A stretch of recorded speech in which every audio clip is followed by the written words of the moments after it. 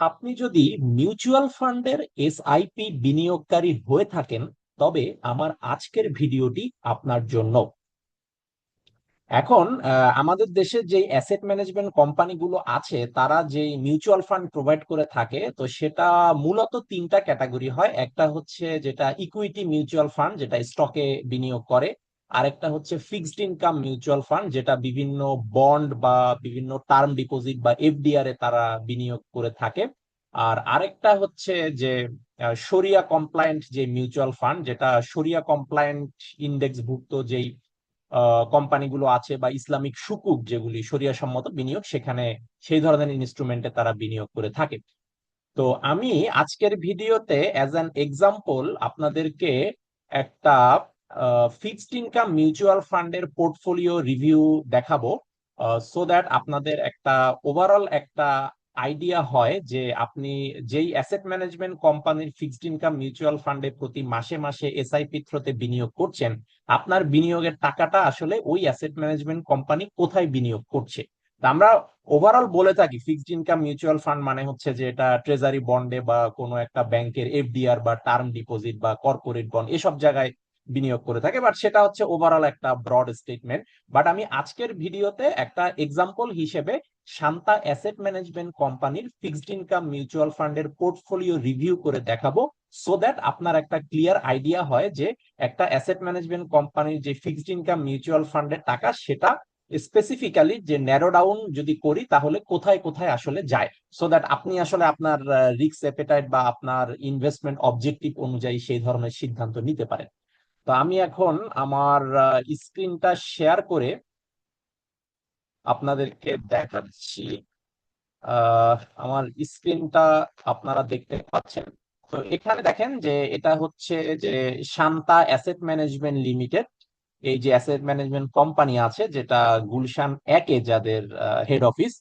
তো এই Shanta fixed income fund ওদের একটা মিউচুয়াল ফান্ড, এটা 31শে ডিসেম্বর 2025 পর্যন্ত এই ফান্ডের যে পোর্টফোলিও স্টেটমেন্ট সেটা এখানে আমি দেখাচ্ছি। তো এখানে প্রথমেই দেখেন তিনটা ভাগ করা, একটা হচ্ছে investment in capital market securities listed, যেগুলো লিস্টেড সিকিউরিটিজ থাকে মার্কেট।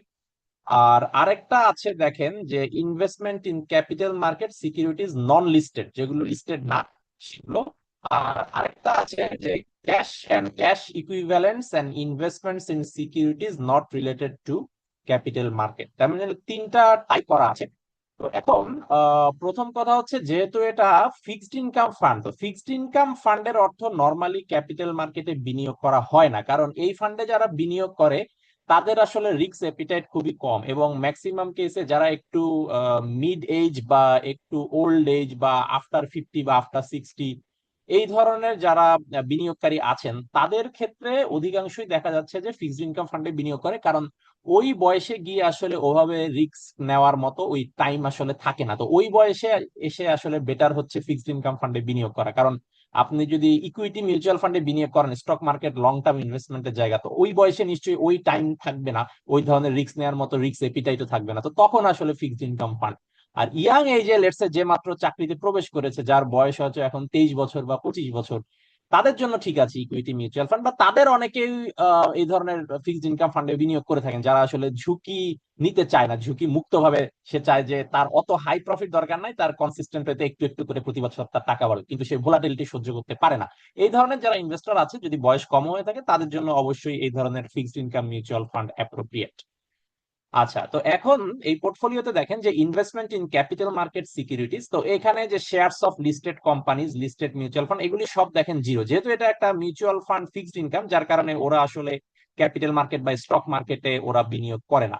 কিন্তু লিস্টেড বন্ড, ডিবেঞ্চার বা ইসলামিক সিকিউরিটি, এইখানে দেখেন তাদের বেশ কিছু বিনিয়োগ আছে। 10 বছর মেয়াদি যেই বাংলাদেশ গভর্নমেন্ট ট্রেজারি বন্ড বা 20 বছর মেয়াদি ট্রেজারি বন্ড, এইসব জায়গায় তাদের একটা ভালো বিনিয়োগ আছে। ট্রেজারি বন্ডে আমরা যেটা জানি ফিক্সড একটা রিটার্ন আসতে থাকে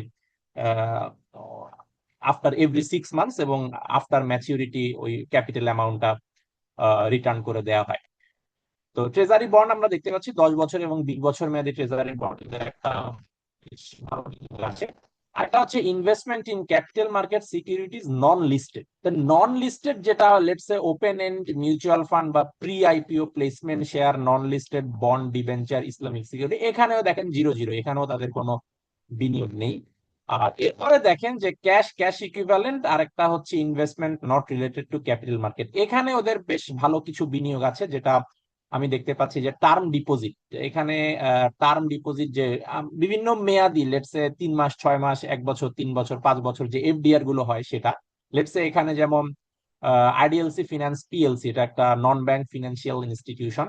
তো সেখানে ওদের কিছু টার্ম ডিপোজিট আছে, যেটা এক একটা এক এক সময় ম্যাচিউরিটি হবে, কোনোটা 30শে জানুয়ারি 2026, কোনোটা 30শে জুলাই 2026, ইত্যাদি ইত্যাদি। রেট অফ ইন্টারেস্ট দেখেন 12.25%, 11.9%। এগুলো যেমন ইনভেস্টমেন্ট ভ্যালু 18 মিলিয়ন টাকা, এখানে প্রত্যেকটা ফিগার মিলিয়ন টাকা, এবং ম্যাচিউরিটি ভ্যালু হবে 20.21 মিলিয়ন টাকা আফটার ম্যাচিউরিটি। আমি যদি এই রেটে চিন্তা করি, 12.25% ইন্টারেস্ট রেট পার ইয়ার।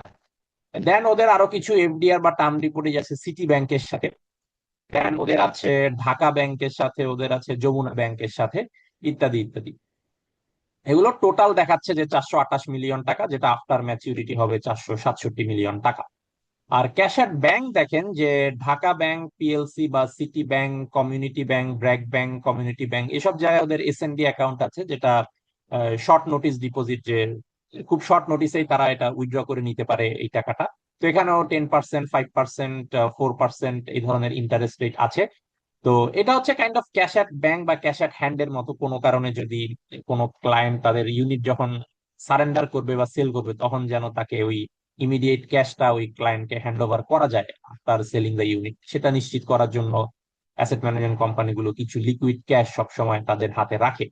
আর আরেকটা দেখেন অ্যাকাউন্ট রিসিভেবল এন্ড আদার্স, যেটা account receivable and advance and deposits, এগুলো আছে।